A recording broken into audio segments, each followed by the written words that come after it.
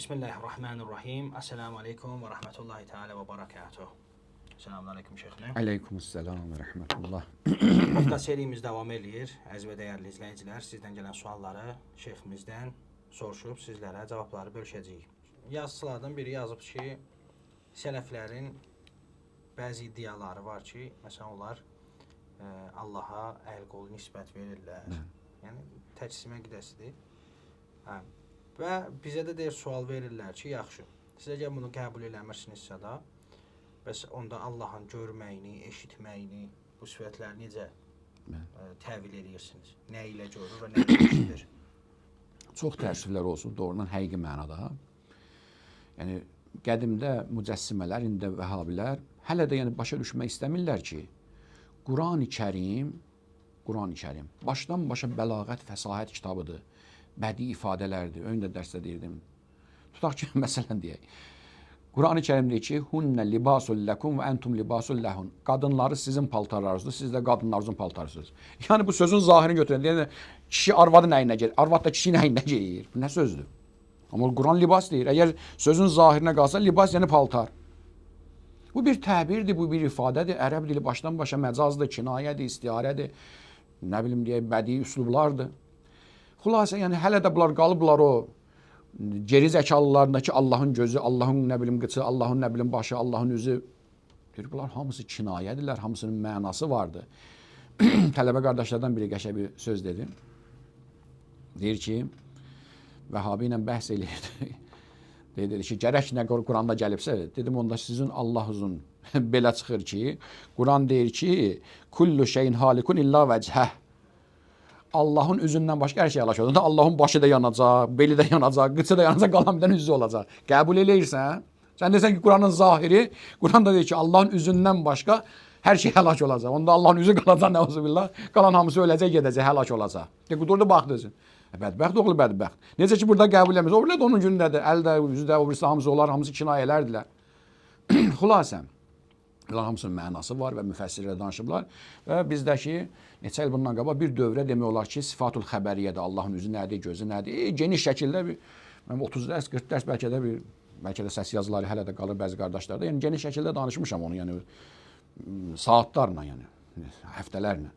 Xülasə, yəni bunlar geniş bəhslərdir. Xülasətül kəlam bundan ibarətdir ki, Allahın gözü görməyi, Allahın eşitməyi ki, işgal eləyən bu cür işgal eləyir, irad tutan, Allahın görməyi, eşitməyi, Allahın görməyi bizim belə baxıb görməkdən deyil ki, Allahın eşitməyi bizim qulağından deyil ki, sadəcə məsələn fərzən belə deyək. Əlimizdə burada telefon vardı, yəni o kamera vardı. Kamera mənim səsimi çəkir və sən də eşidirsən. Amma onun qulağı yoxdur ki, hardan eşitdi mənim səsimi? Deməli, onda qulağı olmadan da səs eşitmək olar. Necə kamera eşidir mənim səsimi və sənə də ötürür. Görmə, onun gözü yoxdur mənim gözümdən, amma məsələn deyib çəkir ya hər hansı şeydən. Deməli, göz və qulaq, belə dedi, eşitmək üçün, görmək üçün yollardan bir yoldur. Allah üzrün başqa yollar düzəldib. Allahın yolu nədir? Elmidir. Ona görə əqaid alimləri buyururlar ki, basir və səmi sifətləri ki, vardır Allahın görməyi və eşitməyi, rivayətlərdə gəlib, əqaid alimləri də bəhs ediblər. Deyirlər ki, basirun, yəni alimun bil mubsarat. Səmiyun alimun bil məsmuat. Eşidilənlərə elmi, görülə bilən şeylərə elmi nə deyirlər? Allahın görməyi və eşitməyi. Yəni biz görüb bilirik, Allah Taala görəcəyimiz şey elmi ilə görür sanki, elmi ilə bilir. Məsələn, fərzən belə deyək. Deyək ki, mən bilmirəm divarın dalında nə vardı. Elədir? Keçirəm divarın arxasına görürəm, məsələn, 2 nəfər orada oturub, məsələn, deyək ki, söhbət elə ya çay içirlər. Keçib görəndən sonra şəkillər daxil oldu gözümə, gözümdən beynimə, orada bir şəkil yarandı ki, mən bildim. Bilmək nə deməkdir? Bilmək bu deməkdir ki, bizim adi insanlarda huduru suvaril əşya fi zehin. Elmin tərifi bu cür deyirlər, bilməyin tərifi budur ki, hüsuli şeylərdə intiba suvaril əşya fi zehin. Əşyaların şəklinin zehnə düşməyinə deyirik elm. Ondan elm tapır o. Orada bir şəkil yaranır. Deməli, onda elm beyində olur, görməkdə olmur ki. Allah Taala elmində hər şey var. Allahın elmində cəhil yoxdur ki. Keçmişi də, gələcəyi də hamısını eyni formada görür. Görür nə mənim? Allahın elmindədir. Ondan artıq onu görməyə və eşitməyə ehtiyac yoxdur. Hər şey onun elmindədir. Çəkdiyimiz nəfəs də, getdiyimiz yol da, etdiyimiz hərəkətlər də hamısı onun elmindədir. Deməli, Allahın görməyi, yəni görülə bilən şeylər Allahın elmi. Allahın eşitməyi, yəni eşidə bilən səslərə, eşidə biləcək şeylər Allahın elminə deyirlər, Allahın eşitməyi. Allahın nə gözə ehtiyacı var, nə qulağa, çünki bunlar məxluqatın sifətləridirlər. Qardaş sual verir ki, Şeyx imkanı olsa gələn verilişlərdə İrfan fəlsəfə haqqında danışardınız. Çünki bəzi tələbə yoldaşlarımız deyirlər ki, əslən İslamda İslam fəlsəfə, irfan deyə bir şey yoxdur və hətta hədislər gətirirlər ki, bu zəlalət yoludur.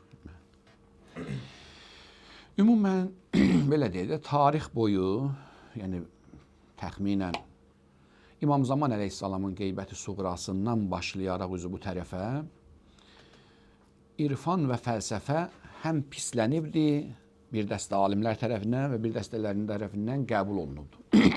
Niyə görə? Əvvələn bunu qeyd edeyim ki, ariflik, irfan sünniliyə məxsusdur, şiəliyə məxsusdur. Deyirik ki, hamıdan qabaq Əli əleyhissalama məxsusdur, Peyğəmbərə məxsusdur. Əsl irfan ki var, irfan yəni məstərdə ərəfə, yərifu irfanən, mərifətən, irfanən məstərdir, tanımaq, Allah'ı tanımaq. Əsl irfan Peyğəmbərə və Əli əleyhissalama məxsusdur və istər sünni olsun, istər şiə olsun, fərqi yoxdur. Kim ki irfan iddiası eləyirsə, istər yalançı olsun, istər düz olsun. Ola bilməz ki, Əli əleyhissalam özünə irfan yolunda rəhbər görməsin. Belə bir şey yoxdur.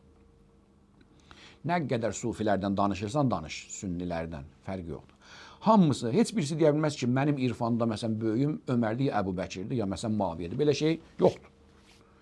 Hansına yaxınlaşsın, bizdə qədimkilər, yenikilər. Deyirsən ki, məsələn, sənin şeyxin kimdir, filan kəs, onun şeyxi kimdir? Aparıb para çıxardacaqlar, gedəcək çıxacaq məsələn deyir, Əli əleyhissalama. Ola bilməz ki, bir dənə arif desin ki, mənim irfanda rəhbərim deyə Ömərdir. Belə bir şey yoxdur. Sünnisi də olsun, şiəsi də olsun. Şiə onsuz da Əbu Bəkir Ömərin onsuz da xilafətin qəbul etmir. Onlar isə xilafətin qəbul etdiyi halda irfanda rəhbərliyin qəbul etməyiblər. Ona görə əsl irfanın kökü Peyğəmbərdən və Əli əleyhissalamdan qalıb. Və əgər baxsaq, Münacatul Arifin bir dənə İmam Səccad əleyhissalamın münacatları xüsusi bir münacatdır. Arif bəndələrin münacatı. Deməli, onda əsl irfanda problemimiz yoxdur. Bəs müştəhidlərimiz, alimlərimiz ki, bir-birinə ziddiyyətli fikirlərdə olublar, çəkişmədə olublar irfan barəsində, nəyin davasıdır? Dava bunun davasıdır ki, qəbul etməyənlər iddia eləyiblər, yoxdur ki, sübut eləyiblər, iddia eləyir öz fikirlərində ki, siz Əhl-i Beyt əleyhissalamın irfanını dəyişdiniz, İbn Ərəbinin irfanını götürdünüz. Əsasən dava bunun davasıdır. Yəni İbn Ərəbi təxminən 1000 il bundan qabaq, 9 neçə ilə 1000 il bundan qabaq yaşamış bir sünni alimdir. Yəni əsli sünni olub.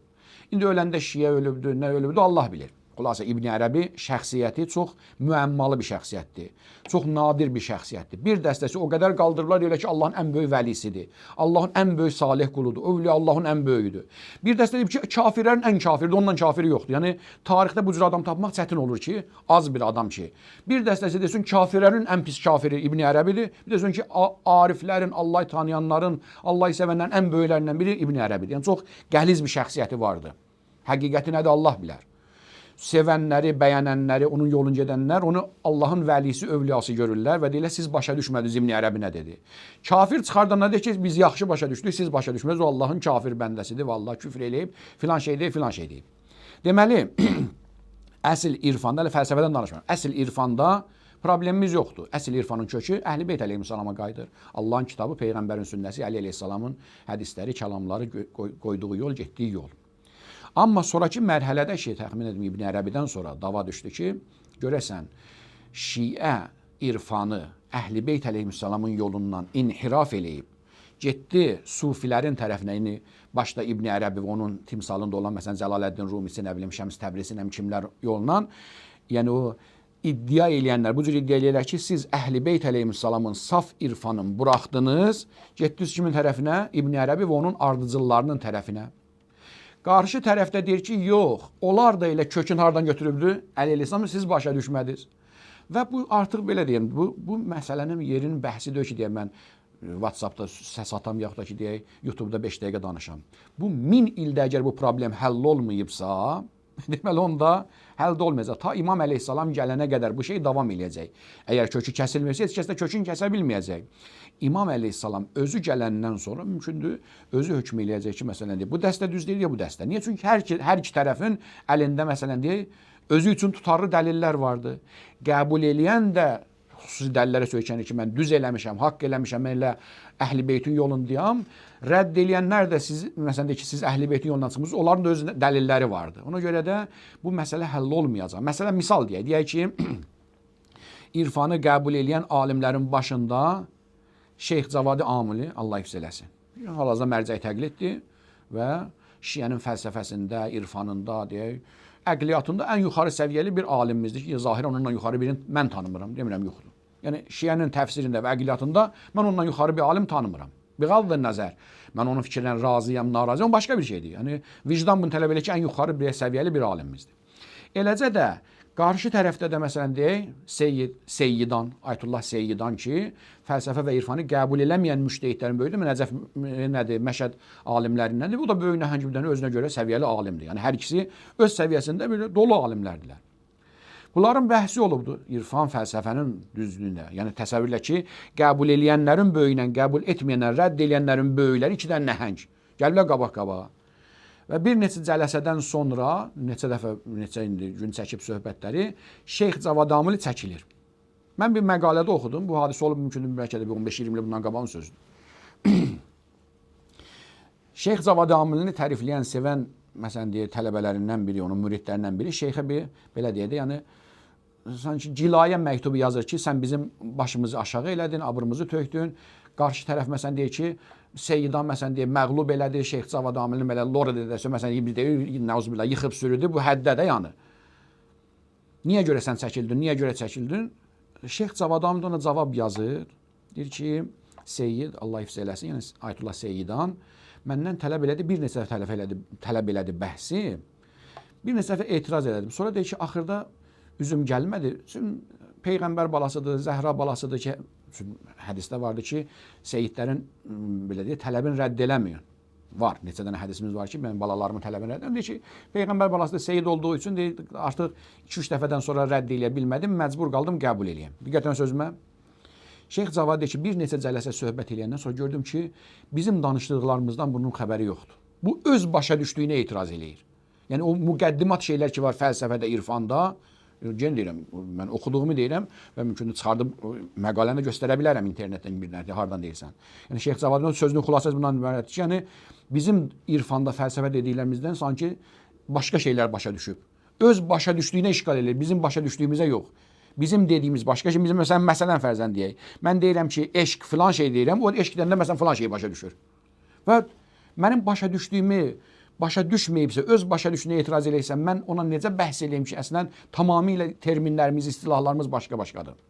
Ona görə məcbur qaldım ki, bəhsi yarımçı gün mənim dalımca nə danışırlar, yıxdı, sürüdü, nə məğlub elədi, nə neynədi, onların bazarın bağladı, hər nə deyirlər desinlər. Amma sözünün xülasəsi budur ki, Ayətullah Seyyidan bizim bəhslərin belə deyək də, o istilahlardan belə, o ibtidasından belə sanki tərsə başa düşüb, səhv başa düşüb, öz başa düşdüyünə irad tutur. İndi Ayətullah Seyyidanla Ayətullah Cavad Amil ikisi müştəhid, səviyyəli insanlar bir-birini başa düşmürlərsə, YouTube-da sən necə başa düşmək istəyərsən? Ona görə də bu şeylər mən tövsiyə eləyirəm. Hər iki tərəfə, hər ikisi bizim əzizimizdir. İstər qəbul eləsin, ya rədd eləsin. Hər ikisi Əli-İslam şiələrdir, hər ikisi qardaşımızdır və bir-birimizə hörmət eləməliyik. Sən qəbul eləyirsən, ya rədd eləyirsən. Qarşı tərəfi fasiq görməklə. Qəbul eləmirsən, Allah köməyin olsun da. Qəbul eləmədin, qarşı tərəfi təfsiq eləmə, fasiqdir, dinsizdir. Eləcə də qəbul eləməyəndə cahilnəm, axmaqnəm, qəbul eləməsin də. Allah Taala bizim üçün Peyğəmbər qoy. Peyğəmbər də gedəndə deyir ki, mən sizin aruzda qoyuram kitabı, Allahın kitabını və Əhl-i Beytin, mənim Əhl-i Beytimi, Quran və sünnə, Quran və Əhl-i Beyt. Bunlar. Əgərsə namazımız, ibadətimiz, xumsumuz, zəkatımız hamısı eyni formadadırsa, bütün müştəhidlər risalədə eyni şey yazırlar, nə başqa şey yazmırlar ki. İndi Allaha gedən yolda filan cür baxaq, filan cür baxaq, orada ixtisasi bir şeydir və qiyamətdə də, qəbirdə bizdən soruşmayacaqlar. Səndən soruşmayacaqlar ki, tutaq ki, məsələn deyək, İbni Ərəbini söyürdün, onu sevirdin. Səndən soruşacaq ki, imamın kimidir? Deməli, onda Cavad Amilini də qəbirə qoyanda ondan 12 imam soruşurlar, Seyyidanı da qoyanda eyni şeyi soruşurlar. Heç bir şəxsi qoyanda demirlər, İbni Ərəbiyə etiqadın nə idi? Bəli, sevmirsən, sevmə, nifrət edirsən, özün bilərsən. Xülas, yəni, bundan ötürü bir-birimizdən düşmən kəsilməyək. Hətta yadımdadır bir dəfə bir neçə il bundan qabaq, bəlkə də bir 7-8 il bundan qabaq, Ay Furuqi bura gələndə, belə Azərlər evində dəvət eləmişdi, gəlmişdi, orada söhbət eləyəndə, mən ona etiraz elədim ki, dedim, şeyx, sən də özün arifsən yaxud da yol mənhəcdə olan bir şəxsəm. Mənim ehtiyacımız var ki, İbn Ərəbiyə. Niyə görə bu İbn Ərəbidən ötürü bir-birimizi qırırıq? Bizim imamlarımızın hədisləri, gözəl kəlamları, eşq-i ilahidə, ilahi məhəbbətdə bizə kifayət eləyir də. Nə üçün bunun ötürü bir-birimizi qıraq? Dedi, yox, ehtiyacımız yox. Dedim, o da niyə görə məsələn deyə İmam Xümeyni ya Əllamə Təbatəbəy bəzilər, dedi ki, Ayfuruqunun sözünü deyirəm. Dedi ki, mən irfanda neçə dənə mənhəc vardı. Biz irfan əməliyə çox üstünlük vermişik. Dua, zikir, İmam Hüseyni ağlamaq, bu cür şeylərlə çatmaq. Bir də var nəzəri yolla ki, Ayətullah Şahabadinin, İmam Xümeyninin ustadının yolu. Sanki bunlar Şahabadinin yoluna məsələn deyək, Məlikiyyə Təbrizi ki, bu Abihcət Gülün Zahirin bir xəttindən gedib çatır onlara. Bunlar fərq eləyir. Yəni biz o qədər də yəni belə deyək, Məlikiyyə Təbrizinin xəttindən gələnlər o qədər İbn Ərəbi bizim üçün maraqlıdır. Çünki biz əsasən o irfanı nədə görürük? Duada, zikirdə, orucda, göz yaşında, bu cür şeylərdə, onunla əməli. Amma o ki, nəzəri yoluna gediblər, onlar İbn Ərəbinin kitablarını əsas görürlər. Nəsə, xülasə, bir şey də nəql elədi ki, yəni İbn Ərəbini ki, bir nəfər hey söyürmüş, lənət oxuyurmuş. Nəsə, yuxuda görür İbn Ərəbini, ya mükaşifə olur, İbn Ərəbini görür. Deyir ki, İbn Ərəbi qayıdır buna deyir ki, məni niyə lənət deyirsən, niyə görə məni söyürsən? Deyir ki, sən Futuhat-ül Məkkəni yazdın, nə biləm, Fusus-ül Hikəm yazdın, onu yazdın, bunu yazdın, bir dənə bilmədin ki, Haqq Əli iləndir, ya Əbu Bəkirlə, Ömərlə, ya Muaviyyə iləndir. Dedi, bildim. Dedi, bildin, niyə demədin? Deyir ki, yuxudamı, ya mükaşifədəmi? Deyir, əlin saldı, oturmuşdu belə, sanki əlin elə bir torpağı belə qaldırdı, gəl bax. Baxdım, gördüm, qəribə bir qaranlıq bir yerdir, belə vahiməli heyvanlar, belə qəribə bir şeylər. Dedi, mən bunlarla yaşayırdım. Bunların içində mən əlinin haqqından danışardım. Ondan sonra da ya ayıldım yuxudan, həmən adam deyir. Ondan sonra İbn Ərəbini lənətləmədim. Sevməsəm də lənətləmədim ki, bəlkə də bir üzrü vardı. Mən demirəm yuxu düzdür, səhvdir, amma sən İbn Ərəbini söysün, yəni sevirsən, özün bilərsən. Amma tutaq ki, məsələn fərzən belə deyək, söyməsən, səndən soruşacaqlar İbn Ərəbini niyə söymədin? Deməli, onda hər birimizin vəzifəsi deyil, birimiz digərimizə qarşı bir məhəbbətlə, mehribanlığın dəfilə görsən, qəbul eləmirsən, özün bilərsən. Bu irfan barəsində xülasə bir söhbət. Fəlsəfəyə gəlincə isə fəlsəfənin əsli İslamdan deyil. Düzdür, İslamda əqliyyat imamların hədislərində geniş keçir. Amma əsl fəlsəfə ki, biz oxuyuruq, əsli Yunandandır. Təxminən belə deyək də, Məmunun dövründə Yunan kitabları tərcümə olundu. Ondan sonra yavaş-yavaş başladı bu fəlsəfi materiallar, elmi bilgi kimi müsəlmanların arasına sirayət eləməyə. İbn Rüşd, nə bilim, kim, Hindi ilə filan kəs. Yavaş-yavaş keçdi. Farabidə, təxminən 1200 il bundan qabaqda belə. Farabidə sünni alimi idi. Götürdü Aristotelin, Platonun, nə bilim, Sokratın, nə bilim, kimin nəzəriyyələri ki, cürbəcür kitablarda gəlmişdi. Onu İslamiləşdirdi. Yəni fəlsəfə Yunanlığında qalmadı. Sanki onu İslamiləşdirdi yavaş-yavaş. Ondan sonra gəldi deyək, Dalıcan İbn Sina biraz İslamiləşdirdi. Nə bilim deyək, Söhrəvərdi, İşraq mədrəsəsində biraz ilahi rəng qatdı. Yavaş-yavaş fırana gəldi. Məsələn deyək, 450 il bundan qabaq Molla Sədra, Sədrül Mütəəllihin də Molla Sədra, Sədrül Mütəəllihin Hikmətül Mütəaliyə kitabını yazmaqla demək olar ki, tam İslamiləşdi. Tam bu mənada ki, yəni Quran və hədislərlə bürüdü. Yəni həmin o əqli qaydaları, demirəm, nə yazıb, hamısı düz yazıb. Yəni qəsdim budur ki, artıq deyə bilmərik ki, fəlsəfə Yunan elmidir. Əgər açıb qoysan deyə Hikmətül Mütəaliyəni qabağa, görəcəksən ayədən, hədisdən, Aristotelin vaxtında nə ayə vardı, nə hədis vardı. Demək olanda ittiham eləmək olmaz ki, fəlsəfəmiz Yunandandır. Bəli, əsli Yunandan olsa da, sonradan yavaş-yavaş İslamiləşdirdilər. Nə qədər müvəffəq oldular, Allah qəbul eləyəcək, rədd eləyəcək, Allahın işidir, işimiz yoxdur. Amma ittiham eləmək olmaz ki, fəlsəfəmiz Yunan fəlsəfəsidir. Bəli, Yunan fəlsəfəsi idi. Amma İslam, belə deyək də, alimləri tərəfindən düzəldilər, yonula, o tərəf bu tərəfin o əyri-üyrüsü düzəldilər, nə bilim, ələkdən keçilə, axır İslamiləşdirdilər. İndi hal-hazırda fəlsəfəmizə demək olmaz ki, bu Yunan fəlsəfəsidir. Artıq İslamiləşmiş fəlsəfədir və fəlsəfədə vücuddan bəhs eləyən elmdir. Və məsələn deyək, Bidayətül Hikmətdə də axırıncı 2 fəsil birbaşa Allahın vücudundan danışılır. Məsələn, Sokratın nə işi vardı, Allahın vücudunun hansı xislətləri var, nəyi var? Demək artıq ən azı 10 bəhs əgər vücuddan danışsa, 11-12-ci məsələn deyək, babları isə birbaşa Allahın öz vücudundan danışan bir kitabıdır. Ona görə də fəlsəfə də, irfan da artıq İslamiləşib. İndi etiraz var, xətası var. Gəlir ki, o xətalar, etirazlar qəbul olunsun və düzəldilsin. Amma ittiham eləmək olmaz ki, bunlar İslamdan kənar bir şeylərdirlər. Sual eləyirlər ki, niyə Peyğəmbər salavatda və yaxud da namazda özünə salam göndərir. Sual verirlər ki, Peyğəmbər, əslində bu cür deməlidir ki, Peyğəmbər özü-özünə necə salam göndərirdi və ondan sonra deyərdi ki, niyə görə özünə salam göndərir? Rivayətlərdə gəlibdir ki, Peyğəmbər sallallahu aleyhi və aleyhi və səlləm salamı deyə bilmərəm, çünki görməmişəm o rivayətləri. Amma özünə şəhadət verəndə iki cür şəhadət verərdi. Bəzən deyərdi ki, əşhədu ənnə Muhammədən Rəsulullah bizim kimi. Bəzən də deyərdi, əşhədu ənni.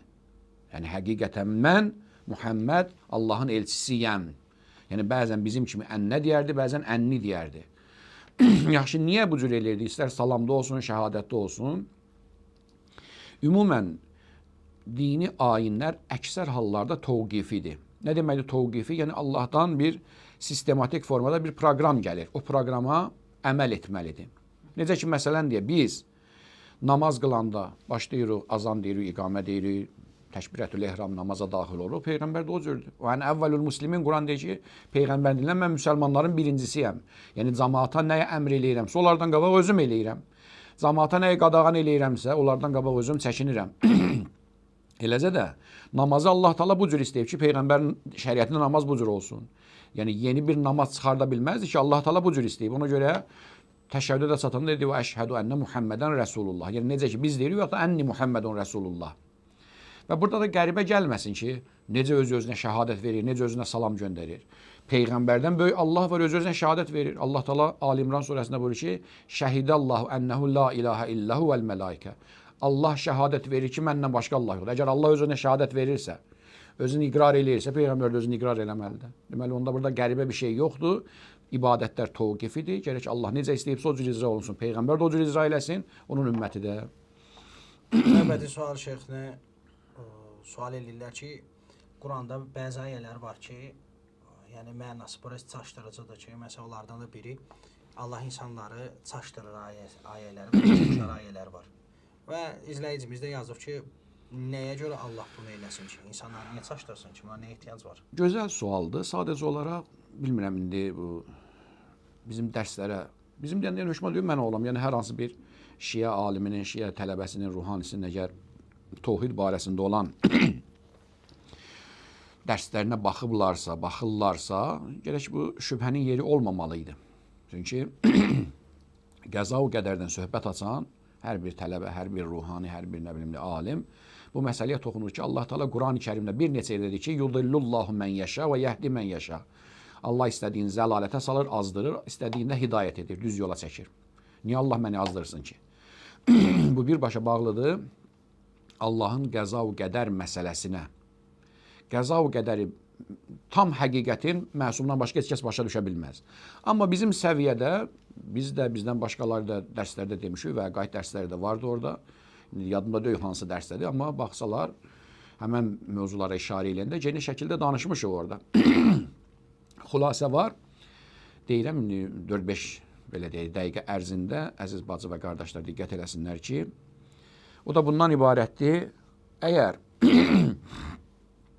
hər hansı bir şəxs bir işin səbəblərin özü icad eləyibsə, nəticəsində özünə nisbət verməyə ixtiyarlıdır. Necə? Biz istər yaxşı yol seçək, pis yol seçək, hər nə yol gedək, istər araq içməyə, nəuzubillah gedək, ya məscidə namaz qılmağa gedək. Bunun üçün bir sıra müqəddimələrə ehtiyac var və o işi görmək üçün lazım olan bir sıra ünsürlərə, bir sıra predmetlərə möhtacıq. Ondan kənara çıxa bilmərik. İstər məscidə get, istər araqxanaya get, fərqi yoxdur. Sənə nə lazımdır? Sənə can lazımdır, bədən lazımdır, tənəffüs lazımdır, düşüncə lazımdır, geyim keçim lazımdır, evdən çıxandan sonra deyək, maşın lazımdır, yol lazımdır. Ta o iş baş tutana qədər. Bütün bu şeylər hamısı Allahın neymətləridir. Sənin öz vücudunda, sənin çəkdiyin nəfəsdə, düşüncəndə, bədənində, hara gedirsən, get, bunlar hamısı Allahın neymətləri ilə baş verir. İnsan ola bilməz ki, Allahın neymətlə istifadə eləmədən nə savab eləyə bilməz, nə günah eləyə bilməz. Savab da eləsə Allahın neymətlərinə möhtacdır, günah da eləsə Allahın neymətlərinə möhtacdır. Fərqi yoxdur, nə edirsən elə. Allahın neymətlərindən istifadə etmədən o işi görə bilməzsən. Bu baxımdan ki, o neymətləri insanın ixtiyarında qoyan Allahdır. Yəni, səbəbi icad edən Allahdır. Nəticəsini də özünə nisbət verir. Necə? Lor bir misal verim ondan sonra. Deyək ki, bir ata imkanını atadı, oğluna yaxşı pul verdi.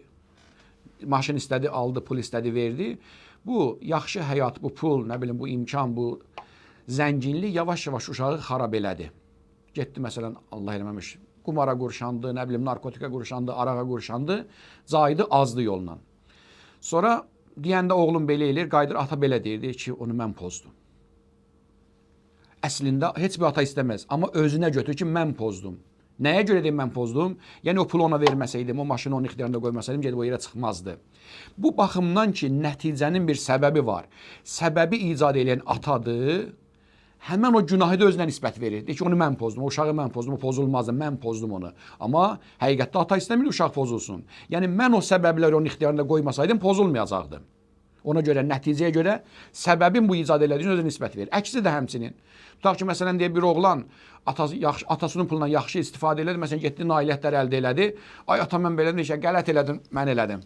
O pulu mən sənə verdim. Mən o pulu sənin ixtiyarında qoymasam, onu eləyə bilməzdin sən. Amma həsən o nə alver eləməyib, nə iş görməyib. Deməli, onda ata yaxşının da, pisinin də, günahın da, ya xeyrində özündə görür. Amma hansı ki, nə araqxanaya getməmişdi, nə narkotik istifadə eləmişdi, nə də yaxşı nailiyyətlər əldə eləməmişdi. Bu baxımdan ki, səbəbini icad eləmişdi.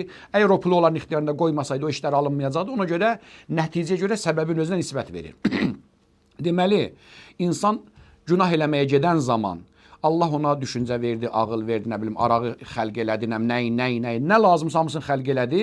Nəticəni insan öz seçimi ilə seçir. Ona görə səbəb Allahdan olduğu üçün deyir, mən zəlalətə saldım. Yəni, mən o şeyləri onun ixtiyarında qoymasaydım, o günahı eləyə bilməyəcəkdim. Eləcə də, yaxşı işə də gedəndə deyir ki, mən hidayət elədim.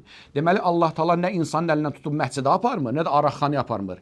Məscidə gedən də, araqxanaya gedən də öz seçimi ilə gedir. Amma ona savabı ya günahı eləmək üçün lazım olan bütün neymətlər Allahındır. Səbəb Allahdan olduğu üçün deyir, mən hidayət elədim, mən zəlalətə saldım. Allah insanı zorla zəlalətə salmaz. Bəs onda niyə görə Allah bilir ki, mən zəlalətə düşəcəm, niyə mənim ixtiyarımda qoydu? Qoymasaydı cəbrə dönərdi. Yəni bir nəfər günah eləmək istəyir, eləyə bilmir. İstəyir günah eləsin, amma Allah ona şəraiti yaratmır. Onda cəbr olardı. Allah Taala da iba eləyibdir ki, nəsə cəbirdən ki, insanlar öz ixtiyarı ilə yaxşını da, yaman da seçsin və seçim ixtiyarı insanın əlində özü ixtiyarı şəkildə seçdiyi üçün yaxşı işdə savab verir, pis işdə də cəzalandırır. Xülasətül kəlam bundan ibarət idi. Növbəti sualımız şeyxnə, o vaxt ki, Musadan Xızırın bəhsi var buranda. O yazıçımız deyir ki, o vaxt ki, Musa getdi, Musa Peyğəmbər, Xızır Peyğəmbərdən hikmət öyrənməyə. Musanın məqamı Xızır Peyğəmbərdən aşağı idi, yoxsa o Ulləzim Peyğəmbər idi? Ümumən, yenə deyirəm, bütün bu şeylər hamısı qayıdır insan öz əqidəsini nə qədər düzgün başa düşüb.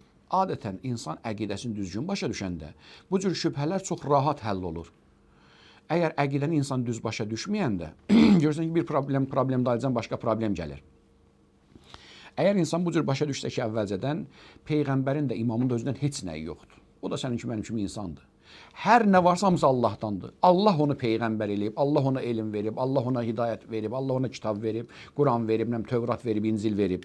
Peyğəmbər də sənin kimi, mənim kimi adi bir insandır. O da bir atadan, bir anadan əmələ gələn bir insanıdır. Əgər Allah əlindən yapışmasaydı, əgər Allah Taala onu hidayət eləməsəydi, əgər o vəhy ilə onu təchiz eləməsəydi, heç nə eləyə bilməzdi. Bunları biləndən sonra ki, imamın, Peyğəmbərin özünün heç nə yoxdur, məsələ həll olur.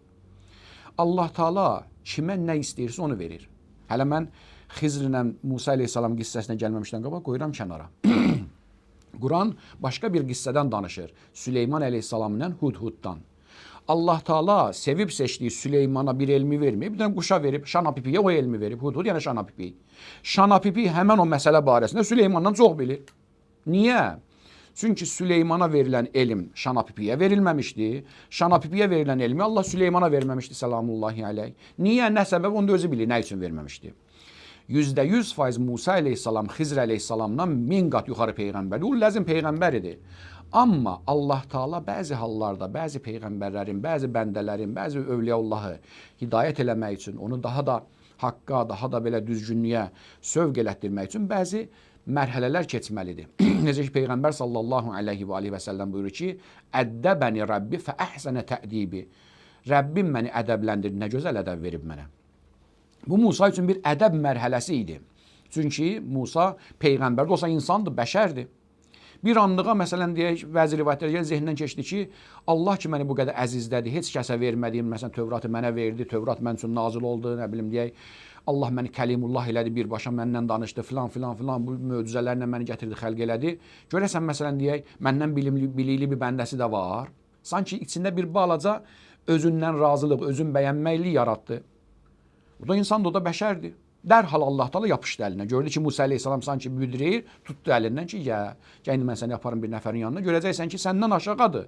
Amma sənə vermədiyim elmi ona vermişəm. Necə dedim ki, Süleymana verilməyən elm bir quşa verilmişdi. Allah Taala böyük peyğəmbərin gətirir balaca bir peyğəmbərə, ya peyğəmbərlərlə sabitdir, sabit Allah bilər. Rivayətlərə görə Xadır, biz Xızır deyirik. Rivayətdə Xadır gəlib. Xadır kəsrinə. Xadır əleyhissalam balaca peyğəmbərdir, peyğəmbərdirsə, Musa əleyhissalam isə Ul-Ləzmin biri idi. Allah Taala gəlir böyük balacanın yanında qərar verir ki, ey Musa, biləsən ki, sənə verdiyim o böyük elmlərdə, yaxud da ki, bu bilmədiyim balaca məsələlərdə hamısı məndəndir. Və Musa əleyhissalam başa düşdü ki, hər şey Allahdandır. Onsuz da başa düşmüşdü. Necə İbrahim əleyhissalam istədi quşların dirilməyinə yəqin tapsın, onsuz da yəqini vardı, biraz da artsın. Musa əleyhissalam da sanki o ədəb mərhələsində biraz da daha yuxarı mərhələyə getdi. Xülasə Musa əleyhissalam həmin vaxt Ul-Ləzm idi və Xızırdan da yuxarı idi Xadır əleyhissalamdan əleyhissalam. Qardaş buyurur ki, şeyxdən soruşun, hər bir ilahiyyatçı və yaxud da ruhani minbərə etdiyi zaman, minbərə çıxdığı zaman gələk bu Quran ayəsi oxuması vacibdir ya yox? O ayə var ha? Mə kənə Muhammed rəbbən min ricalikum və ləkin Rasulallah. Ola bilsin ki, bəzi yerlərdə Quran ayəsini oxumaq həmişə yaxşıdır. Minbərə də çıxanda, oturanda da, uzananda da, dərs əsnasında, yəni Quran ayəsi Allahın kəlamıdır, zikirdir. Hər yerdə insan bekar vaxtı, boş vaxtı əgər bir problem törətməyəcəksə, Allahın ayəsi ilə, Allahın kəlamı ilə oxusa, başlasa, nə gözəl, savabdır. Amma bidətə çevirməsin. Əgər şəriətdə belə bir şey gəlməyibsə, şəriətə nisbət verməsin ki, şəriət bizə deyib. Sizin kəndinizdə, sizin qəsəbənizdə əgər bir adətdirsə, özün bilərsən. Amma şəriətə nisbət vermə.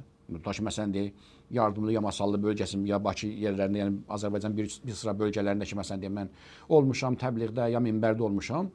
Adətən belə bir şey görməmişəm. Bilmirəm hansı rayondan yazıbsa. Mümkündür sizin kəndin mollaları ya sizin qəsəbənin mollaları onu bir adət kimi qoyublar, yaxşı adət kimi problem yoxdur. Amma şəriətə nisbət verilməsin. Yəni şəriətdə belə gəlməyib ki, ay minbərə çıxan molla Makana Muhammədlə başda xütbə. Belə bir şey yoxdur.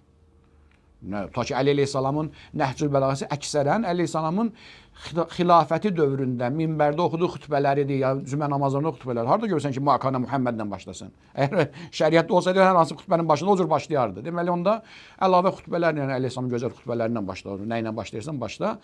Quran ayəsi də, o ayədə, digər ayələrdə yaxşıdır, amma şəriətə nisbət verməmək şərtinə, bidətə çevirməməklə ki, olmayan şey desən, şəriət mənə bu cür əmr eləyib. Şəriətə nisbət vermirsən, hansı ayəni oxuyursan, oxu, heç problemi yoxdur. Yəni adətən şeyxlə xətiblərimiz həmd və sənadan başlayırlar. Bəli. Növbəti sualımız şeyxlə bəzi tələbə yoldaşlarımız müraciət ediblər ki, biz elm öyrənmək üçün bəzi proqramlara ehtiyacımız var.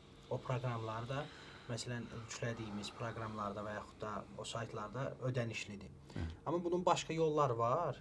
Başqa məsələn yollarla eləyə bilirlər ki, o proqramını elə bil ki, belə də fake formasını və yaxud da demo formasını yükləsinlər. Baxmayaraq ki, ödənişlidir. Bu işin caiz olduğunu soruşurlar. Bu caizdir yoxsa necə? Mən bu məsələ bunun ümumi fiqhdə adı müəlliflik hüququdur. Haqqut təlif. Müəlliflik hüququ. Görəsən belə bir haqq var ya yox. İstər tutaq ki, məsələn kitab yazan üçün, kitab ya proqram düzəldən üçün proqram haqqı ya bir məsələn deyək bir ayaqqabı firması üzərindən bir köynək düzəltdi, bir nəfər icad elədi həmən şəxsi, deyir, bu mənim brendimdir, mənim nə bilim deyə yazdığım əsərdir ya düzəltdiyim bir heykəldir ya hər hansı bir şeydir. Müəlliflik hüququ görür özü üçün. Görəsən bunu şəriət qəbul eləyib ya eləməyib.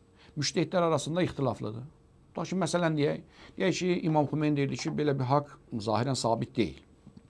Yəni şəriətdə belə bir haqq gəlməyib ki, mən bir əsər yazdığımda mənim haqqım sabit olur onun üstündə. Bəli, yazdığın kitabı həmin o yazdığın kitab sənin, amma çap olunandan sonra qutardı, o elm əlindən çıxdı. Ya Seyyid İstani ağa məsələn, o da deyir ki, işqallıdır bu haqqın sabit olmağı.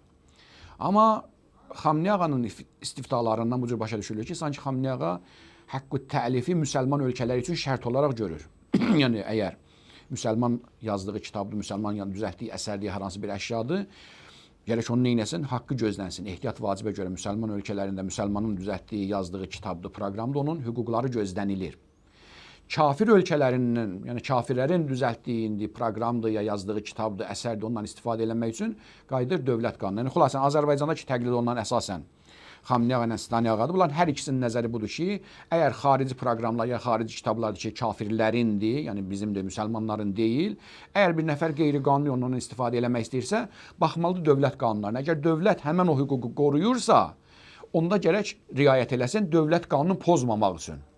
Həmən hüququ gözləmək üçün yox. Tutaq ki, deyək, kafir bir proqram düzəldib. Məsələn, deyir, Azərbaycan dövləti onun hüququnu qorumur. Belə bir şey yoxdur. Onu götür istifadə elə, sındırırsan, nə bilim, pulsuz hardan girə bilirsən, gir. Amma dövlət qanununda, konstitusiyada yazılıbdır ki, xarici proqramlar da olsa müəllifinin hüququ gözlənməlidir və onun icazəsi olmadan qeyri-qanuni yoldan istifadə eləmək olmaz. Gərək onda ehtiyat vacibə görə riayət olunsun. Onun haqqına görə yox. Dövlət qanunu pozulmasın deyə mən riayət olunsun. Ona görə əgər bir nəfər baxdı gördü ki, məsələn deyə qanunda belə bir şey yoxdur, o çox özündən deyir ki, məsələn deyə bunu qeyri-qanuni istifadə edə bilər. Əgər qeyri-müsəlmanlarınsa, kafirlərindirsə və dövlət də o hüququ qorumursa, onunla istifadə edə bilərlər. Sonunda sual da, o videomuz o qədər uzun olmasın. Burada daha çox usuli bir bəhsdir. Salam aleykum. Şeyxdən xahişimiz budur ki, kenquru və zürafənin ətinin bəzi alimlərin nəzərində haram olduğunu bəyan etsin. Halbuki heç bir nəql dəlillər yoxdur. Usul dərslərində də Salətül Bəraət hissəsində keçirilən dərsdə əsasən burada usulliyinin gələk bəraəti icra etməlidir bu şübhədə. Ümumən, əziz qardaşlara, xüsusən də dərslərə qulaq asan qardaşlara tövsiyəm budur ki, təzə tələbə olanda elə bilməsinlər ki, dərsdə deyilən şeylər hamısı fətvadır. Hətta müştəhid belə bəhs xaricində mümkün bir nəzərə gələr, amma həmin o gəldiyi nəzəri kitabına, risaləsində yazmaz. Elmi şeylər başqa şeydir. Gəlib fətvaya çevriləndə tamam başqa bir şey olur. Tamam deyəndə yəni mümkün dəyişə bilər. Əgər mən misal vurmuşam və çalışıram da, ümumən mən dərslərimə qulaq asan qardaşlar, mən ki deyirəm, nəuzubillah min kəlimət ənə ərəblər demişkən, söhbət məndən getmir. Yəni istəyirəm ki, tələbəni hazırlaşdıranda o köhnə misallara qapanıb qalmasınlar. Hər dəfə çalışıram yeni fikri misallar vurum ki, zehn genişlənsin, tələbənin zehni açılsın. O demək deyil ki, mən üsulda danışanda, məsələn, kenquru əti misal vurdum, deyəsən ki, burada bəraət cari olmalıydı. O cür deyim, əzizim, fətva məqamında o dərslik də özdə ibtidai dərslikdir. Ondan sonra dalıcan vəsit gələcək, onun dalıcan məbsud gələcək, ölmə söhqası, onun dalıcan bəs xaric gələcək. Hələ uzun uzadı ərəblər demişkən, indana mişvarun tavil, uzun uzadı bir yollardır. Bu asanlıqla müştehid olsaydı halal harama fətva versəydi, onda da nə var idi? Müştehidlər adətən 40-50 yaşından sonra gəlib bu mərhələyə çatırlar ki, ən azından bir 25-30 il o hədislərlə, ayələrlə işləyəndən sonra, üsul fiqh qaydaları ilə, rical qaydalarını işləyəndən sonra, yekunda məsələn risalələrin yazırlar 40 ildən 50 ildən sonra. Bir dənə mucaz oxumaqla halal haram çıxartmaq olmaz. Onu mən misal ünvanında demişəm. Qaldı ki, əgər dediyiniz indi o qardaşlar kimsə qulaq asıb, indi yaxşı başa düşüb, başa düşməyib bunu tətbiq eləməyə çalışıb. Əvvələn bunu qeyd edeyim ki, zürafə zahirən əksər müştəhidlərin yanında halaldır. Zürafə belə deyək, ceyranfasan bir heyvandır, işgal yoxdur. İkincisi, o ki, orada bəhs elədi, yadınızda qalsın, ehtiyat o yerdədir ki, ya fiqdanın nəss olsun, ya icmal nəss olsun və yaxud da ki, taarruzun nüsus olsun, orada bəhsdə danışmışdır. Amma əgər hər hansı bir nəss varsa, o nəssin ümumi və yaxud da ki, itlaqı şamil olursa, artıq müştəhidin ixtiyarı yoxdur ki, usul qaydalarına fətva versin, artıq nəssə qaydacaq. Və nəslərimizdə də heyvanların halal haramlığı barəsində bir neçə əlamət deyilib. Məsələn, deyək, bu dişlər ki var, belə sallanır, pələngdə zadda olur, nab deyilir, ənyab. Hədisdə gəlir ki, ənyabı olan heyvanlar, məsələn, haram ət dedilər. Baxsın, hansı heyvanlar belə buradan iki diş sallanır, belə ənyab deyirlər ona. Ənyabı olan haramdır. Və yaxud məxalib, caynağı olanlar. Tutaq ki, məsələn, fərzən belə deyək ki, Məkarim Şirazi ağa kenquru ətini halal bilir. Niyə görə? Deyək ki, rivayətdə gələn haramlıqlar, məsələn, ot yeyən olsun, ot yeyəndir. Məsələn, ot yeyəndir. Məsələn, misal deyirəm, nə mən bilirəm, caynağı yoxdur, fərzən deyir, caynağı yoxdur, ənyabı yoxdur, ona görə kenquru halaldır. Tutaq ki, o bir müştəhid deyir, düzdür, ənyabı yoxdur, ot yeyir, amma məsələn deyir, caynağı var. Deməli onda hətta mövzunun təşxisində belə ixtilaf ola bilər ki, hədisi necə tətbiq eləsin o yerə. Düzdür, imam vaxtında kenguru soruşulmamışdı. Onda Avstraliya mümkün fəth olunmamışdı, kəşf olunmamışdı imamdan kengurunu soruşsunlar. İmam ümumi qayda nə deyir ki, ot yeyən olsun, ənyabi olmasın, caynağı olmasın, filan şeylər olsun. Həmən hədisi tətbiq edəcək. Mümkündür başqa planetlər kəşf olunacaq, başqa heyvanlar çıxacaq ortaya. Başqa nə bilim yerlər ki, Antarktikada buz əridir, yerin altında başqa heyvanlar çıxdı. Yenə də o ümumi qaydalar tətbiq ediləcək. Xülasə orada üsul qaydası getməyəcək. Çünki o əgər nəssi tətbiq edə bilirsə, artıq qaydanın yeri yoxdur. Ona görə nəssi necə tətbiq edəcək, o da müştəhidlərin arasında ixtilaf olmalıdır. Məsələn, deyək, Xamneyə, Qastaniyə kengurunu haram bilirlər. Məkarimi Şirazi də mənim bildiyimə görə halal bilir. Çünki deyir ki, rivayətdə gələn haramlıq üçün olan əlamətlər kenguruda yoxdur onun nəzərində. Tarix dərsləri istəyiblər. Allahın izni ilə görə qardaşlardan mümkündür. Bir silsiləvari ola bilsin ki, qarşıdakı həftələrdə, aylarda və başda silsiləvari Əhl-i Beyt əleyhissalam tarixi barəsində mümkündür silsiləvi dərslər olsun. Bu bir istəkdir. Digər bir şey də ki, Seyid Kamal Heydəriyə rəddiyə və o dəfə də qeyd elədim. Seyid Kamalın artıq belə deyir, rədd eləmə mənası yoxdur. Tələbimiz budur, istəyimiz budur qardaşlardan ki, onu yaymasınlar. Çünki Seyid Kamal Heydərinin demək olar ki, son dövrdə nə yeni çıxışları yoxdur, nə videolar yoxdur. Ev dustaqlığı kimi bir həbsliyə ya ev dustaqlığı kimi bir şəraitdə yaşayır. Ona görə də artıq o deyir, yıxılan ağaca balta çalmazlar. Sözünü də deyiblər, alimlər də etiraz edib, xüsusən də öz tələbələri.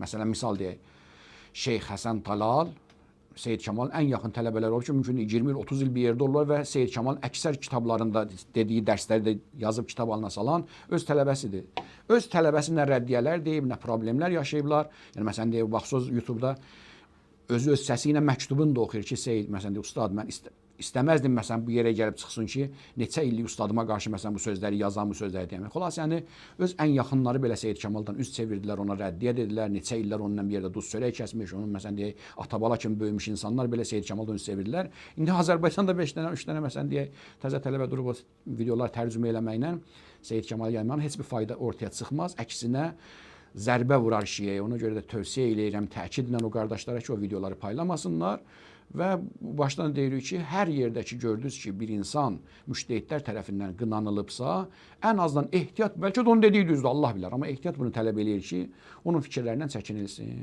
Belə məşhurun tutduğu yolla get, çünki imam da əmr eləyir ki, əgərsə bir şey məşhurdursa şiələrin arasında, onun tərəfinə gedin. Şaz və nadir fikirlər ya rivayətlərin tərəfindən uzaq gəzin. İmamın tövsiyəsi göstərişidir.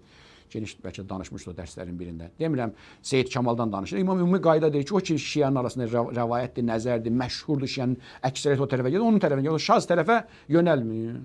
Elhamdülillah Rabbil Alemin. Esselamu aleykum və rəhmətullahi və bərəkatuhu. Növbəti görüşlərə dək inşallah suallarınızı verməyi unutmayın. Allah amanında qalın.